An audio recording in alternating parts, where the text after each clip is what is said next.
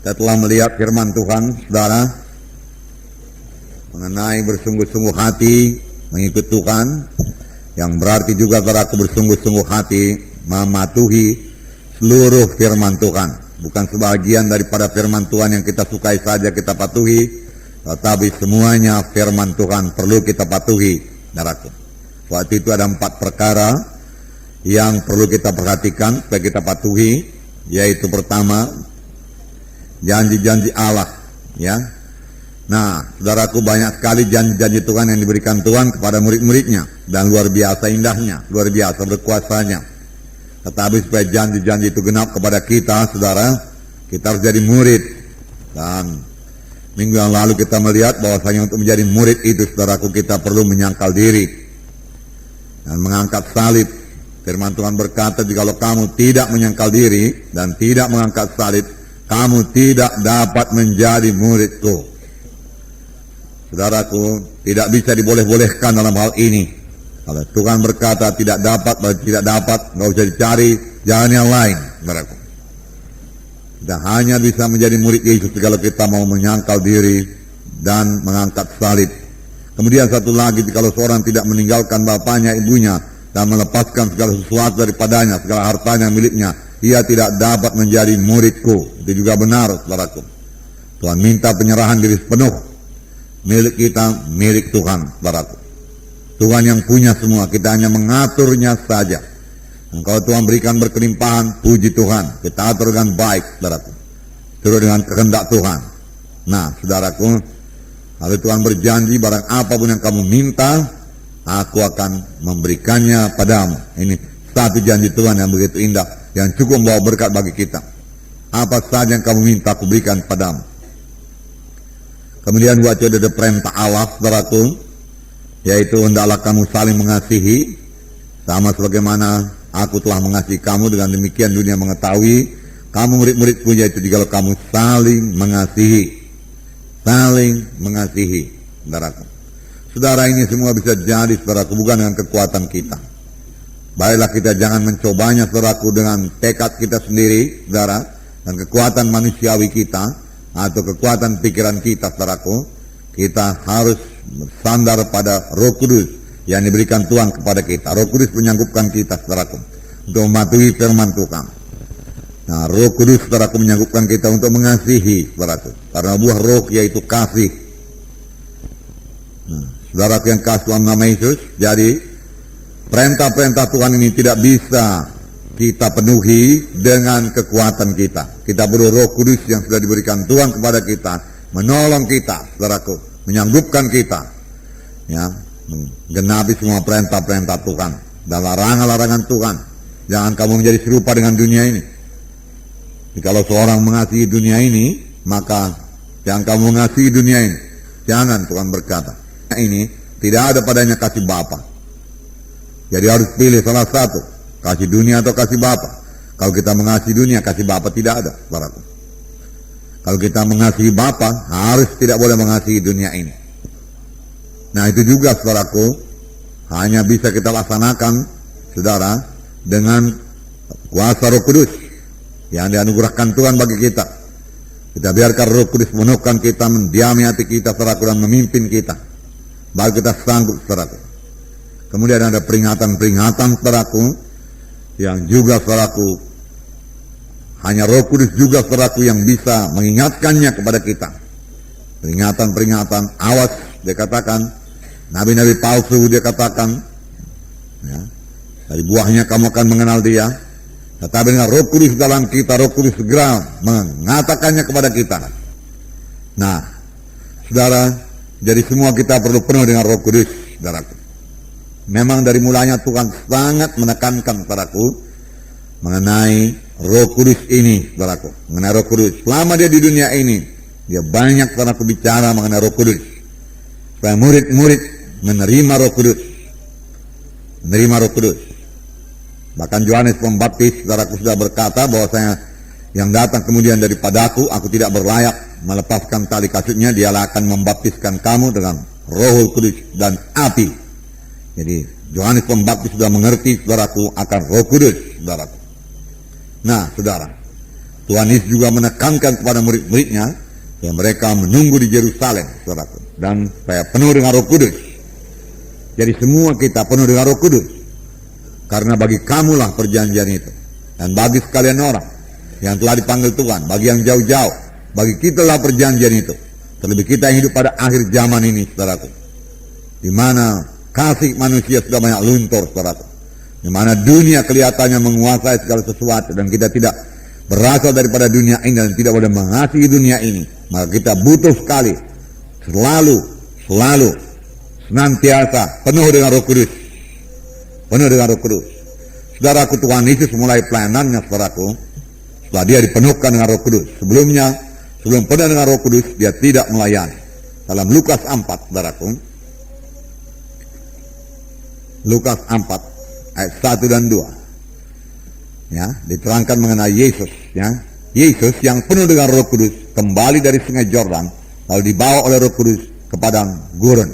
Nah, di situ dia tinggal 40 hari lamanya dan dicobai iblis. Selama di situ ia tidak makan apa-apa, dan sesudah waktu itu ia lapar. Nah, saudara, dan Tuhan Yesus, saudara mengetahui dia puasa, ya, 40 hari 40 malam. Yesus sanggup melaksanakan semua puasanya dengan baik dan sanggup mengalahkan setan, saudaraku, karena ayat pertama mengatakan dia penuh dengan Roh Kudus dan dia dicobai setan, saudaraku. Dan apakah senjatanya, saudaraku? Senjatanya ada tertulis, dan setan kalah, saudaraku. Nah, kemudian dikatakan dalam ayat 14, ayat 14, dia dan tersiarlah kabar tentang dia di seluruh daerah itu. Mula-mula dia penuh dengan Roh Kudus, saudaraku. Tetapi kemudian terjadi Roh Kudus, saudaraku. Roh Kudus sudah menguasai dia, sehingga dia kembali, saudaraku, ke Galilea. Dikatakan dia kembali ke Galilea dalam kuasa Roh. Nah, saudara, demikian juga, saudaraku, dalam hidup kita, ya. Tidak cukup hanya penuh Roh Kudus, saudaraku, tanpa, saudaraku, membiarkan Roh Kudus mengatur hidup kita, memimpin hidup kita, melengkapi kita, saudaraku. Saudara, tidak sekedar penuh saja kemudian bahasa roh, tidak, saudaraku. Tetapi kita biarkan Roh Kudus memimpinkan kita. Kita biarkan Roh Kudus menguasai kita. Kita biarkan Roh Kudus memberikan karunia-karunia-Nya bekerja dalam pelayanan kita. Dan kita biarkan Roh Kudus mengurapi kita. Nilainya mengadakan perbedaan. Waktu Tuhan Yesus mengajar, saudaraku, ahli-ahli Taurat berkata, wah, lain sekali pengajarannya, lain daripada ahli-ahli Taurat yang lain. Mengapa dia bisa mengajar demikian? Kuncinya yaitu Roh Kudus. Roh Kudus. Sudah dalam Lukas 4 ini juga, ayat 18, dikatakan, Roh Tuhan ada padaku, oleh sebab ia telah mengurapi aku untuk menyampaikan kabar baik kepada orang-orang miskin, dan ia telah mengutus aku untuk memberitakan pembebasan kepada orang-orang tawanan dan penglihatan bagi orang-orang buta, untuk membebaskan orang-orang yang tertindas, dan untuk memberitakan tahun rahmat Tuhan telah datang. Ayat 20, kemudian dia menutup kitab itu, memberikannya kembali kepada pejabat, lalu duduk, dan mata semua orang dalam rumah ibadat itu tertuju kepadanya. Lalu ia mulai mengajar mereka, katanya, pada hari ini genaplah nas ini sewaktu kamu mendengarnya. Yaitu kan Yesus mengatakan, Roh Tuhan ada padaku, dan ia mengurapi aku. Jadi Yesus mengakui bahwasanya Roh Kudus mengurapi dia. Mengurapi. Kalau Yesus perlu diurapi, kita lebih perlu diurapi. Amin, saudara. Diurapi untuk apa? Ini dikatakan menyampaikan kabar baik pada orang-orang miskin. Kelihatannya, saudaraku, kita sudah mengerti mengenai ayat-ayat keselamatan. Dia tahu memberitakan Injil, bagaimana Yesus mati di kayu salib, darahnya tercurah, kemudian dia berkata sudah genap, dia mati, kemudian bangkit daripada kematian, ya. Dan firman Tuhan berkata, kamu ditebus bukan dengan emas dan perak, tapi kamu ditebus dengan darah yang mahal, darah domba yang tidak bercacat celah, yaitu darah Kristus. Haleluya, itulah Injil, saudara. Tetapi memberitakan Injil tanpa urapan Roh Kudus, saudaraku, adalah mematikan, hanya huruf saja mematikan. Kita butuh urapan Roh Kudus untuk menyampaikan kabar baik, sama sebagaimana Yesus diurapi Roh Kudus, baru dia bicara. Urapan, jubah. Nah, juga saudaraku, memberitakan kebebasan bagi orang-orang tawanan, di mana ada Roh Tuhan itu ada kebebasan. Firman Tuhan berkata, nah, Roh Kudus saudaraku mengurapi Tuhan Yesus untuk memberitakan pembebasan. Saudaraku, saya yakin saudaraku, pada waktu pemberitaan firman Tuhan juga banyak orang sembuh, belum didoakan, belum sampai kepada jam berdoa. Banyak orang terikat bebas pada waktu pemberitaan firman Tuhan. Saudara, jangankan waktu pemberitaan firman Tuhan, saudara, pada waktu saudaraku pujian penyembahan, pujian, saudara, kita memuji Tuhan. Kitalah umat pemuji. Amin, saudaraku. Memuji Tuhan. Mengapa kita puji Tuhan? Karena apa yang telah diperbuatnya bagi kita. Karena perbuatan tangan yang besar. Kita puji Tuhan. Firman Tuhan dalam buku Mazmur berkata, ya, bersorak-soraklah untuk Tuhan. Pujilah dia. Ya, bersukacitalah di hadiratnya. Haleluya. Firman Tuhan mengatakan demikian. Kemudian kita perlu juga menyembah Tuhan dalam roh dan dalam kebenaran. Lalu kita menyembah Tuhan, saudaraku. Kita menyembah karena besarnya Tuhan itu, berkuasanya Tuhan itu. Kita menyembah Tuhan karena siapa dia adanya. Kita memuji Tuhan karena perbuatan tangannya. Kita menyembah Tuhan karena Tuhan itu besar, karena siapa dia? Dia Tuhan ajaib, ya, besar dan perkasa Allah kita. Raja Daud berkata, laut-laut dia katakan bergemuruh, ya, memuliakan Tuhan. Puji Tuhan. Nah, waktu pujian dan penyembahan, mereka yang betul-betul diurapi Tuhan, saya yakin banyak orang sembuh, banyak orang bebas. Amin, saudara. Nah, oleh sebab itu perlu sekali saudara diurapi Tuhan dalam pelayanan saudara di kelompok saya, saudara. Tentunya mau jiwa-jiwa datang dan diselamatkan, saudaraku. Datang dan dilepaskan. Saudara mau jiwa-jiwa itu berubah, saudaraku. Ya, bersandarlah kepada kuasa Roh Kudus yang mengurapi saudara. Urapan sebenarnya artinya yaitu kehadiran Roh Kudus. Kehadiran Roh Kudus untuk mengurapi saudara, kehadiran Roh Kudus untuk menjamah hati jiwa-jiwa yang hadir. Sehingga mereka mengerti firman Tuhan. Sehingga mereka menerima firman Tuhan. Sehingga mereka menerima kuasa Tuhan. Haleluya, saudara. Puji Tuhan. Jadi Yesus diurapi oleh Roh Kudus, membebaskan orang-orang yang tertindas. Urapi saya Tuhan, saya memberitakan firman, membebaskan orang-orang yang tertindas. Urapan Roh Kudus memberikan kebebasan bagi orang-orang tertindas. Saudara melayani, mohon. Saudara melayani dalam urapan Roh Kudus. Jangan berangkat dari sebelum diurapi oleh Roh Kudus. Amin, saudara. Ya, urapan Roh Kudus. Itu yang mengadakan perbedaan. Saudara, orang yang diurapi Roh Kudus yang bisa menyelamatkan dunia ini, saudara.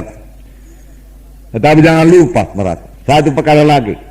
Jangan miskin daripada firman Tuhan. Ketika kita baca Lukas pasal 4 tadi dikatakan, saudara, bahwasanya Yesus penuh dengan Roh Kudus. Lalu dengan kuasa Roh dia kembali ke Galilea. Tapi jangan lupa bahwasanya Yesus juga penuh dengan firman Tuhan. Nyatanya dia mengetahui firman Tuhan yang diucap oleh setan, dan dia tahu bahwasanya firman Tuhan itu tidak ditempatkan pada tempat yang sebenarnya, dan dia tahu menjawab dengan firman Tuhan dengan berkata, ada tertulis. Jadi dua perkara, saudaraku. Yesus penuh dengan Roh Kudus, Yesus penuh dengan firman Tuhan, lalu mengalahkan setan. Kadang-kadang ada anak Tuhan yang hanya penuh dengan firman, penuh dengan Roh Kudus, saudaraku, penuh dengan Roh Kudus, dan dia tidak tahu firman Tuhan, sangat miskin dengan firman Tuhan. Saudara, Roh Kudus memang mengurapi dia, tapi kemudian dia jatuh pada perasaan-perasaannya, saudara. Karena dia tidak kenal firman Tuhan, tidak kaya dengan firman Tuhan. Ya, dua-dua harus saudara miliki, penuh dengan Roh Kudus dan penuh dengan firman Tuhan. Maka kemenangan saudara miliki. Haleluya, saudara. Haleluya. Nah, saudaraku, itu sebabnya Tuhan Yesus berkata, kamu harus penuh dengan Roh Kudus. Tunggulah di Yerusalem, dia katakan, sampai kamu dipenuhkan dengan Roh Kudus. Dalam Kisah 1. Kisah 1 ayat 4. Pada suatu hari, ketika ia makan bersama-sama dengan mereka, ia melarang mereka meninggalkan Yerusalem dan menyuruh mereka tinggal di situ untuk menantikan janji Bapa. Yang demikian katanya, telah kamu dengar daripadaku. Sebab Yohanes membaptis dengan air, tapi tidak lama lagi kamu akan dibaptis dengan Roh Kudus. Jangan berangkat sebelum kamu dibaptis dengan Roh Kudus. Jangan berangkat sebelum kamu diurapi dengan Roh Kudus. Jangan melayani sebelum kamu diurapi dengan Roh Kudus. Ini sebenarnya yang dikatakan Tuhan Yesus. Dan ini berlaku bukan hanya bagi murid-murid saja, itu berlaku secara bagi kita semua, murid-murid Tuhan Yesus sekarang ini. Amin, saudara. Ya, jangan berangkat.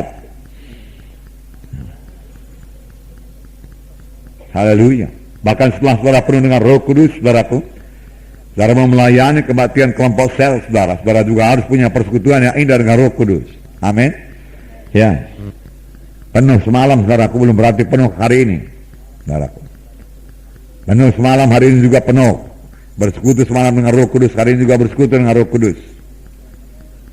Dan merasakan hadirat Tuhan. Dan bisa menyambut, saudaraku, maksud Tuhan, saudaraku, yang senantiasa memimpin kita pada segala kebenaran.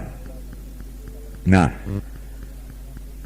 ayat 6, maka bertanyalah mereka yang berkumpul di situ, Tuhan, maukah engkau pada masa ini memulihkan kerajaan bagi Israel? Jawabnya, engkau tidak perlu mengetahui masa dan waktu yang ditetapkan Bapa sendiri menurut kuasanya. Saudaraku, mereka salah tanggap akan apa yang dikatakan Tuhan, karena mereka belum penuh dengan Roh Kudus. Kerap kali karena tidak penuh dengan Roh Kudus, saudaraku, kita tidak mengerti jalan Tuhan, tidak mengerti firman Tuhan, tidak mengerti apa yang dimaksud Tuhan. Saudaraku, jelas yang sudah dikatakan Tuhan dalam ayat 4 dan 5. Jangan tinggalkan Yerusalem, tunggu janji Bapa. Inilah dia janji Bapa itu. Yohanes membaptis dengan air, kamu akan dibaptis dengan Roh Kudus. Saudaraku, cukup jelas. Mau bagaimana lagi diterangkan? Kamu akan dibaptis dengan Roh Kudus. Tunggu baptis Roh Kudus. Nah, dikatakan Tuhan Yesus. Tapi murid-murid pada masa ini kah Tuhan membangunkan kerajaan bagi Bani Israel? Berapa jauh melencengnya, saudaraku. Ya, melenceng betul-betul, saudara. Ya, tapi syukur Tuhan Yesus mengerti karena murid-murid yang tidak penuh dengan Roh Kudus. Saudaraku, Tuhan tidak menengking, saudaraku, Tuhan mengajari mereka. Engkau tidak perlu mengetahui masa dan waktu yang ditetapkan Bapa menurut kuasanya. Ya, saudara, ini juga perlu kita perhatikan, saudaraku. Kalau memang rahasia itu di tangan Bapa dan Bapa tidak akan membukakannya kepada gereja, saudaraku, kepada anak-anaknya, enggak usahlah minta-minta. Kalau firman Tuhan sudah berkata akan hari dan ketikanya yang tepat Tuhan datang, tidak seorang pun mengetahui, enggak usah tanya Tuhan, buang waktu. Itu rahasia Tuhan itu. Kalau Bapa sudah berkata, anak pun, Tuhan sudah berkata, anak pun tidak tahu, hanya Bapa saja yang tahu, saudaraku. Mengapa kita sibuk akan hari dan ketikanya? Kapan Tuhan datang? Saudara, kerja saja yang rajin. Amin, saudara. Kerja sebagaimana yang terima, saudaraku, 5 talenta. Ya, sehingga berbuah 5 talenta. Kerja. Saudara tahu bahwasanya orang Yahudi, saudaraku, tiap-tiap hari, saudaraku, menantikan kedatangan Mesias. Dalam satu perkara itu saya kagum juga kepada mereka. Kalau dikatakan hari Paskah, saudaraku, sampai sekarang dia masih menunggu Yesus, kasihan. Tapi itulah kalau tidak dipimpin oleh Roh Kudus, nggak mengerti juga kebenaran. Dia membuka pintu pada hari Paskah, saudaraku. Semuanya sudah disediakan makanan Paskah di sini, saudaraku. Dan dia berteriak di luar dengan pakaian Yahudinya. Mesias, dia katakan, semua telah tersedia, silakan datang.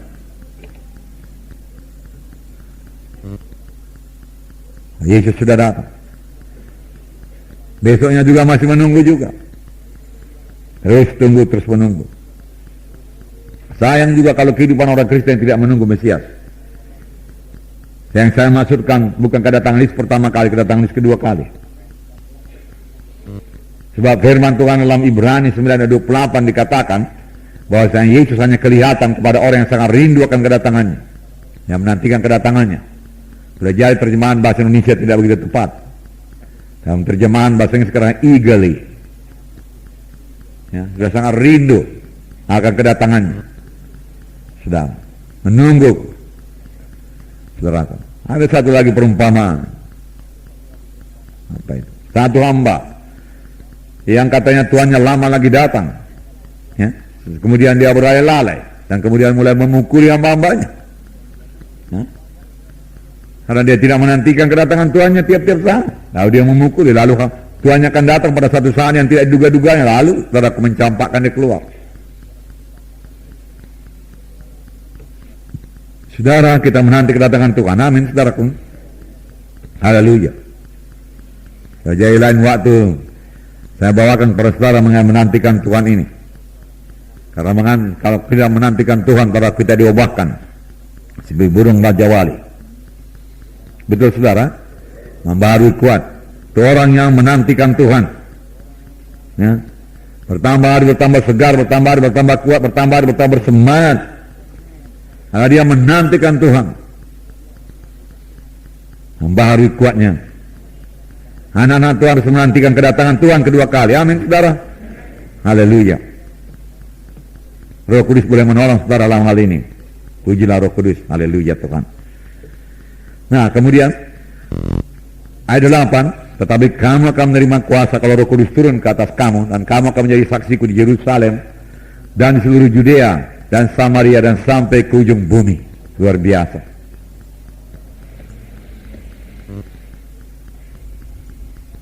Menjadi saksi Tuhan sampai ke ujung bumi. Saya melihat dunia ini saja saudaraku sudah mengenal era globalisasi, terutama dalam bidang bisnis, perdagangan. Dan tetapi saya melihat gereja-gereja juga bergerak, saudaraku. Mulai memikirkan saudaraku daerah-daerah yang belum diinjili walaupun bukan negaranya. Puji Tuhan, saudaraku. Nah, dan firman Tuhan berkata, Roh Kudus yang saudara terima di jalan Hasadunin ini, saudaraku, berkuasa mengurapi saudara sehingga saudara menjadi saksi Tuhan, saudaraku, di India sana, di Thailand sana. Amin saudara. Di Penang, saudaraku. Haleluya. Saudaraku, Penang sudah meminta saudaraku pengerja, saudaraku, dan juga minta supaya ada beberapa orang dari kita melayani dalam camp di sana, saudaraku, ya, yang kebanyakan dihadiri oleh orang Batak, saudaraku. PKI, ya, tenaga kerja Indonesia, ya, ya, jadi tenaga Kristen Indonesia.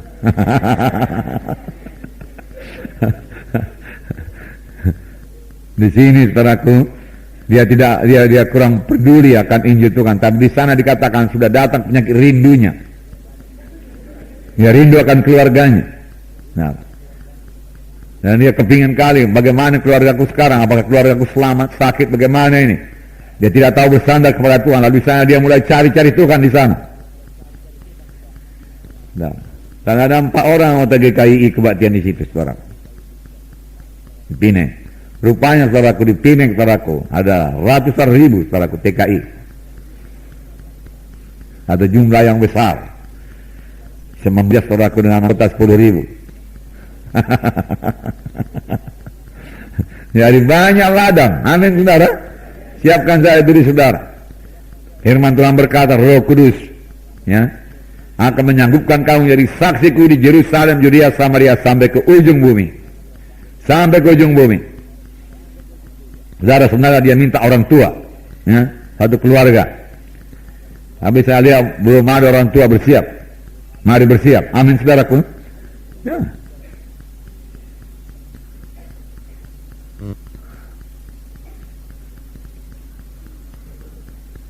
Kita bernyanyi, Tuhan buka jalan, Tuhan buka jalan. Tuhan sudah buka jalan, saudara.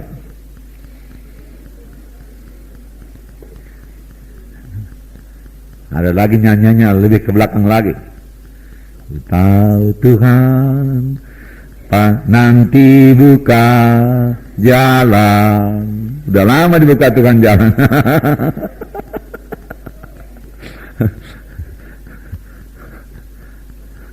Mari kita sambut penuh Roh Kudus. Amin, saudara. Nah, saudara, memang saudaraku, kalau kita mau menjadi saksi yang berkuasa, kita harus penuh dengan Roh Kudus. Sini dikatakan, kamu akan menerima kuasa. Waktu pelajaran training kita katakan, kamu akan menerima dunamis. Ya. Kamu akan menerima gerakan Roh Kudus dalam kamu, yang membuat kamu tidak bisa tinggal diam, yang membuat kamu bicara, yang membuat kamu menyala-nyala dalam kasih Tuhan. Pekerja Roh Kudus, dunamis. Ya, kamu mengadakan kejutan-kejutan, ledakan-ledakan, dinamis. Sama seperti dinamit meledak. Mengadakan kejutan. Seharusnya kita, saudaraku, mengadakan kejutan, paling tidak pada orang sekitar kita. Karena apa? Perubahan yang ajaib terjadi bagi kita. Luar biasa perubahan ajaib. Nah, lain lagi, saudaraku, ya. Dalam Yohanes 1:12 dikatakan, ya, semua orang yang menerima dia, kepadanya diberi kuasa. Sama-sama kuasa dalam bahasa Indonesia. Tapi dalam perkataan bahasa aslinya, saudaraku, di situ dikatakan perkataan kuasa maksudnya exousia, ya. Kepadanya diberi hak, ya, untuk menjadi anak-anak Allah.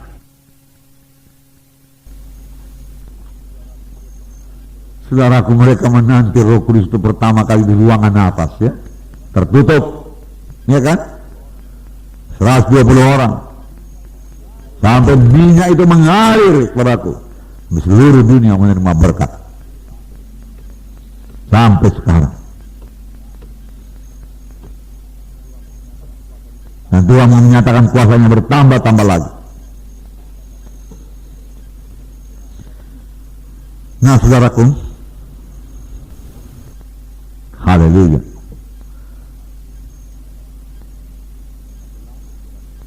Satu lagi, saudaraku, yang perlu saudara perhatikan. Janda ini tadi yang kekurangan minyak itu, saudaraku, tidak bersungut-sungut. Dia tahu kepada siapa dia pergi. Pada Elisa, Nabi Tuhan, yang kenal kuasa Tuhan. Kalau dia bersungut-sungut saja dan putus asa, Tuhan, dahulu suamiku seorang nabi, aku kelaparan, kau tidak mengatur hidupku, bagaimana engkau Tuhan? Nah, saudara, dia tidak dapat pertolongan. Saudaraku, dengan bersungut-sungut, persoalan saudara tidak akan dijawab Tuhan. Bahkan tidak dapat jalan keluar, secara dunia pun tidak. Itu sebabnya firman Tuhan, jangan bersungut-sungut. Bersungut-sungut. Dosa bangsa Israel bersungut-sungut. Akibatnya tidak memasuki tanah Kanaan. Salah satu dituliskan bersungut-sungut. Nah, Roh Kudus berkata, Roh Kudus selalu mengajak kita bersukacita, bersorak-sorai, ya, bersukacita dalam Tuhan. Roh Kudus boleh memberikannya kepada saudara. Bersekutulah dengan Roh Kudus. Dan tahu saudara, satu lagi, setelah saudara mengunci pintu, tidak mempedulikan dunia luar dan bersekutu dengan Tuhan, saudara, dan saudara mulai berdoa, dan kabar Roh Kudus memimpin saudara untuk doa syafaat, itulah dia saatnya. Saya katakan kepada saudara, pada waktu itu saudaraku, bukan lagi saudara berdoa, tapi Roh Kudus yang berdoa dalam saudara. Saudara punya topik doa di muka saudara, satu baris, setengah baris sudah cukup. Republik Indonesia cukup, saudaraku.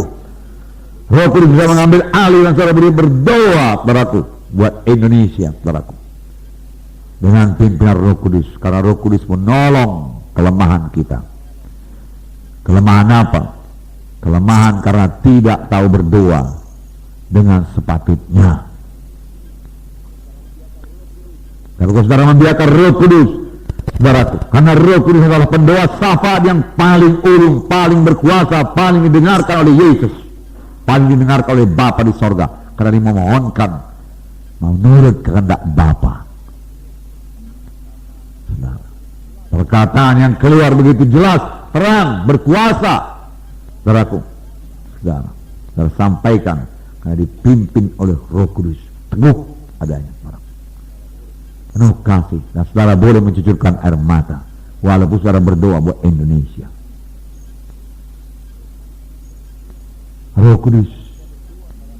Kadang-kadang kita berdoa saudaraku dari akal kita untuk doa syafaat, saudara merasa letih dan capek dan membosankan, saudara. Dan topik doa itu berhenti,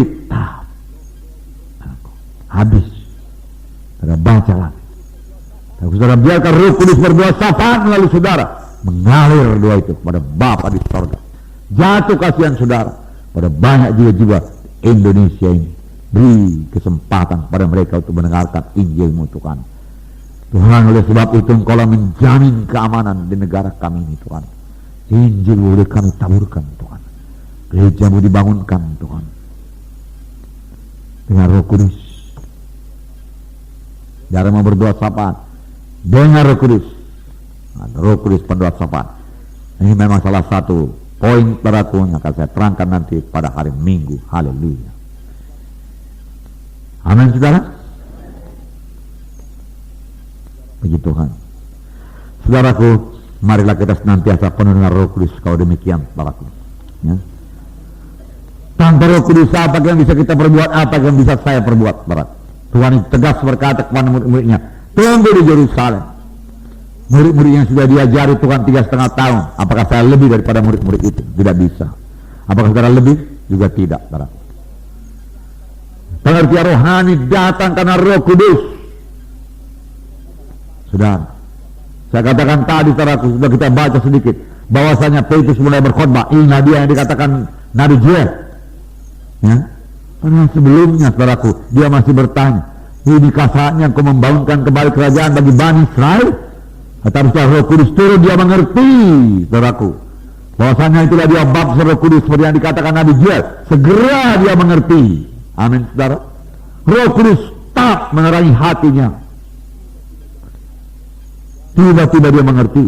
Saudara, kalau saudara penuh dengan Roh Kudus, banyak-banyak perkara rohani tiba-tiba saudara mengerti. Tahu-tahu datang jalan keluarnya. Tahu-tahu saudara mengucapkan jalan keluarnya. Amin, saudara. Ya. Bahkan itu sudah condong kepada karunia makrifat atau karunia hikmat, saudara. Ya, saudara dari tahu tidak tahu jalan keluarnya, saudaraku. Tapi saudara bersandar pada Roh Kudus. Nah, saudara sudah berhadapan dengan orang tersebut, atau saudara harus memutuskan satu perkara. Tiba-tiba Roh Kudus memberikannya kepada saudara. Tepat pada saat itu, kuat dan teguh. Pekerjaan Roh Kudus. Saulus, saudara, penganiaya orang Kristen, dia rasa Kristen sesat, ya, dia bunuhin. Dan waktu Ananias meletakkan tangan atasnya dan dia penuh dengan Roh Kudus, seketika itu juga dia tahu Yesus Mesias dan mulai memberitakan Yesus. Tiba-tiba dia mengerti. Tiba-tiba, sama sebagaimana waktu kedatangan Roh Kudus dikatakan, tiba-tiba Roh Kudus turun memenuhi ruangan itu. Tiba-tiba. Biar kita semua rindu ini terjadi kebaktian kita. Tiba-tiba Roh Kudus turun. Tiba-tiba Roh Kudus turun.